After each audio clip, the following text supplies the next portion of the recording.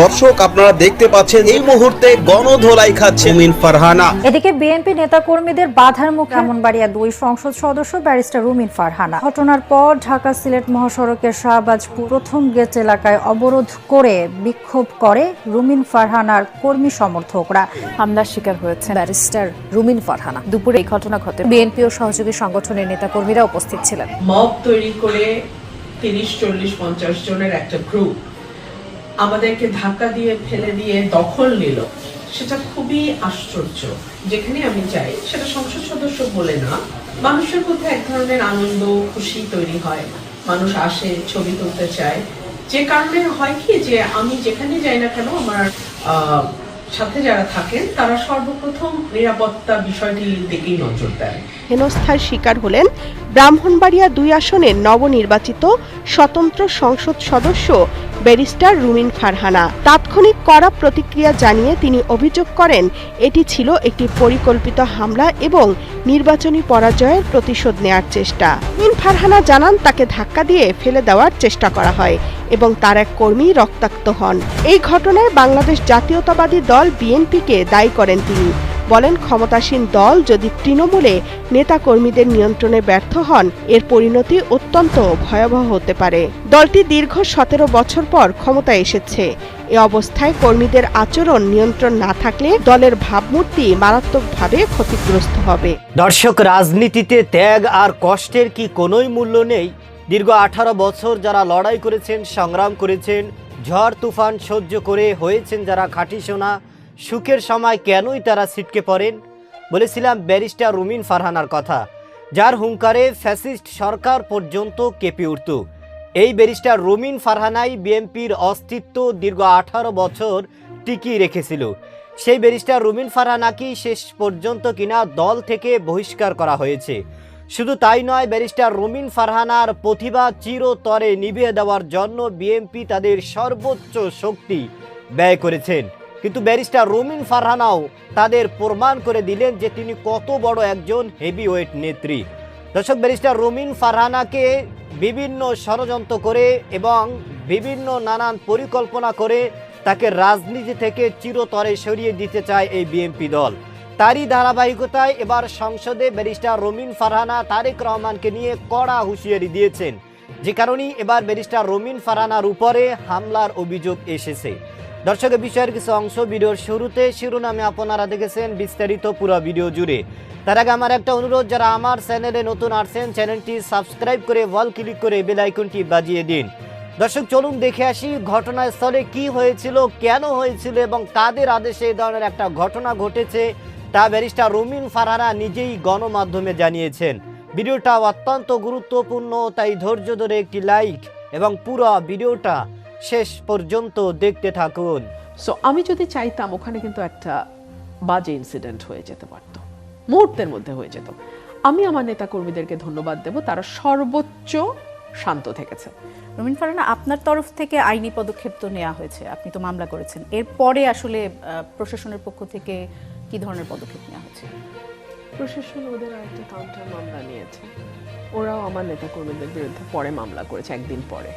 এই ঘটনায় কারা জড়িত ছিল? ওখানে উপজেলা বিএনপির সাবেক সাধারণ সম্পাদক, বর্তমান যিনি তিনি নন, সাবেক সাধারণ সম্পাদক এবং যিনি এখন ব্রাহ্মণবাড়িয়া জেলা বিএনপিতে আছেন, ওনার একক নেতৃত্বে উনি প্রায় 50-60 জনের একটা মানে গুন্ডা বাহিনী আমি বলবো। এখানে 2 তরফের ফেইলিওর আছে, প্রশাসনের একটা বিরাট ফেইলিওর আছে, আর ওই ভদ্রলোকের আমি আসছি। প্রশাসনের যে ফেইলিয়ার সেটা হচ্ছে প্রশাসনের যেটা দায়িত্ব ছিল, সাধারণত ক্রাউড হয়ে যায় তো অনেক সময়, ক্রাউডটাকে ম্যানেজ করা, ক্রাউডের কোনো ম্যানেজমেন্ট ওখানে ছিল না। এবং আমার কাছে মনে হয়েছে যে প্রশাসনের একরকমের গা ছাড়া ভাব ছিল, কারণ যেহেতু আমি সরকারি দলের এমপি না, সো আমার উপর আঘাত আসলেই বা কি, আমার নেতাকর্মীদেরকে ফেলে দিলেই বা কি, আমি তো আর সরকারি দলের এমপি না। সো প্রশাসনের এরকম এক ধরনের গা ছাড়া ভাব ছিল।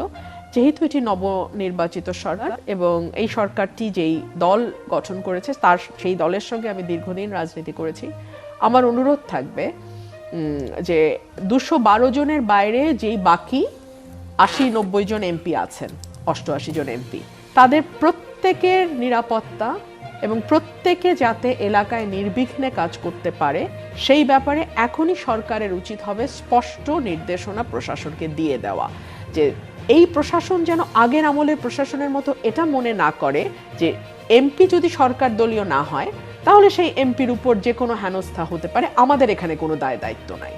এটা যাতে প্রশাসন মনে না করে সেজন্য এই সরকারের, নতুন সরকারের উচিত হবে স্পষ্ট একটি বার্তা দিয়ে দেওয়া, যেটি নতুন সরকার, নতুন রাজনীতি, নতুন স্বপ্ন, নতুন পথ চলা। সো এইরকম পথ চলায় একেবারে সমাজের সবচেয়ে বিরোধী মতের যেই ব্যক্তিটি থাকবে তারও সকল নিরাপত্তা দেবার দায়িত্ব রাষ্ট্র নেবে, 1।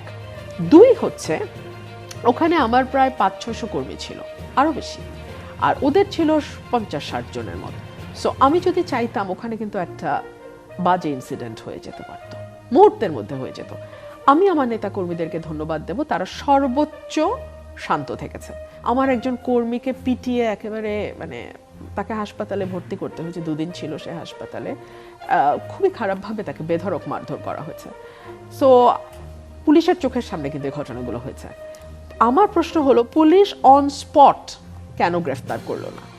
হতে পারে পুলিশের মজ্জাগত একটা ধারণা আছে, দীর্ঘদিন পুলিশ একভাবে পরিচালিত হয়েছে যে সরকারি দলের কোনো নেতা কর্মী যত বড় অন্যায় করুক না কেন তাদের একটা ব্লাইন্ড আই সেখানে থাকবে, তারা চোখ বন্ধ করে দেখে না দেখার ভান করবে। কিন্তু এটা এই সরকারের কাছে তো আমাদের প্রত্যাশা অন্যরকম, তাই না? কারণ 2000 মানুষের জীবন, 30,000 মানুষ আহত হওয়া, একটা গণ অভ্যুত্থান, রক্তাক্ত গণ অভ্যুত্থান, তারপরে নতুন নির্বাচন, নতুন সরকার। সো আশা করব অতীতের যেই ভুল, অতীতের যেই রাজনৈতিক সংস্কৃতি সেটার পুনরাবৃত্তি হবে না।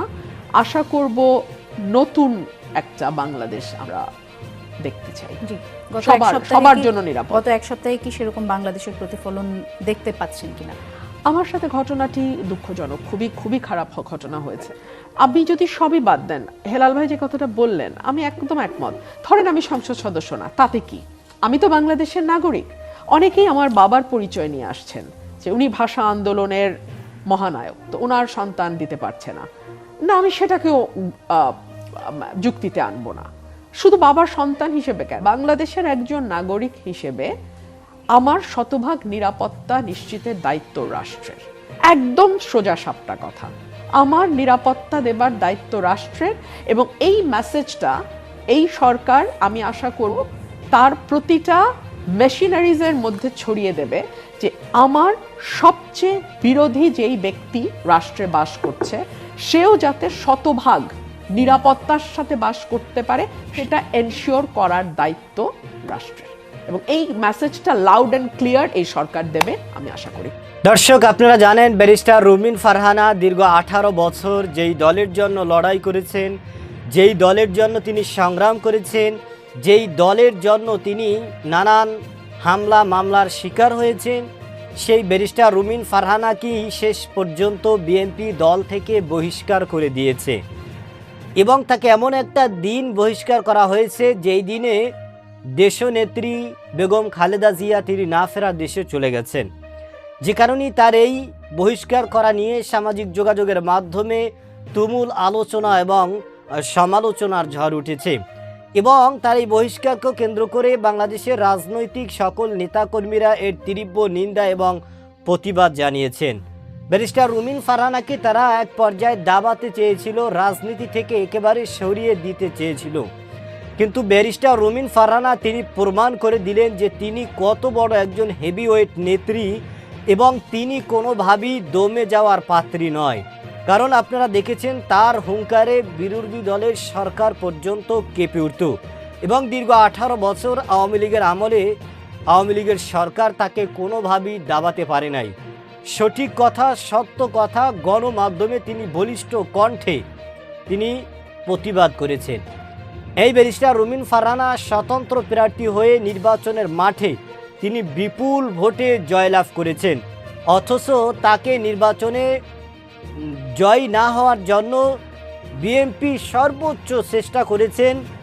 তারা এই ব্যারিস্টার রুমিন ফারহানার পিছনে সর্বোচ্চ শক্তি দিয়েও ব্যর্থ হয়েছে, যে কারণেই ব্যারিস্টার রুমিন ফারহানা তাদেরকে ব্যর্থ দলও বলেছেন। এবং ব্যারিস্টার রুমিন ফারহানা প্রমাণ করে দিলেন যে মানুষের পক্ষে থাকতে গেলে এবং মানুষের পক্ষ হয়ে কাজ করতে গেলে কোনো দল লাগে না, কোনো মত লাগে না। ব্যারিস্টার রুমিন ফারহানা একজন সাহসী এবং সৎ একজন মানুষ। তিনি অন্যায়ের বিরুদ্ধে, দুর্নীতির বিরুদ্ধে, চাঁদাবাজির বিরুদ্ধে সরাসরি প্রতিবাদ করেন। তার এই সরাসরি প্রতিবাদ করার কারণে দুর্নীতিবাজদের, চাঁদাবাজদের গায়ে লাগার কারণেই তারা কিন্তু ব্যারিস্টার রুমিন ফারহানাকে নানান কৌশলে রাজনীতি থেকে এবং বিএনপি থেকে সরিয়ে দিয়েছেন। কিন্তু ব্যারিস্টার রুমিন ফারহানা তিনি আবারও উঠে দাঁড়িয়েছেন, ঘুরে দাঁড়িয়েছেন এবং এদেশের মানুষকে তিনি আবারও দেখিয়ে দিলেন যে সৎ পথে থাকলে, মানুষের পক্ষে থাকলে এবং সত্য কথা উচ্চ কণ্ঠে, বলিষ্ঠ কণ্ঠে, সাহস নিয়ে বললে মানুষ তার পক্ষে থাকবে এবং মানুষ তাকে সম্মান করবে, তার সাথেই মানুষ লড়বে। যে কারণেই বিপুল ভোটে জয়লাভ করে মাননীয় সংসদ সদস্য হয়েই ব্যারিস্টার রুমিন ফারহানা বিএনপির বিরুদ্ধে, বিএনপির দুর্নীতির বিরুদ্ধে সংসদে তিনি বলিষ্ঠ কণ্ঠে তাদের সকল অপকর্মের কথা স্বীকার করেছেন। দর্শক, ব্যারিস্টার রুমিন ফারহানা সম্পর্কে আপনার কি মতামত সেটা আমাদের কমেন্ট সেকশনে অবশ্যই জানাবেন। আজ এ পর্যন্তই। সুস্থ থাকবেন, ভালো থাকবেন। দেখা হবে আগামী কোনো ভিডিওতে, কথা হবে নতুন কোনো বিষয় নিয়ে। সে পর্যন্ত ভালো থাকবেন। খোদা হাফেজ।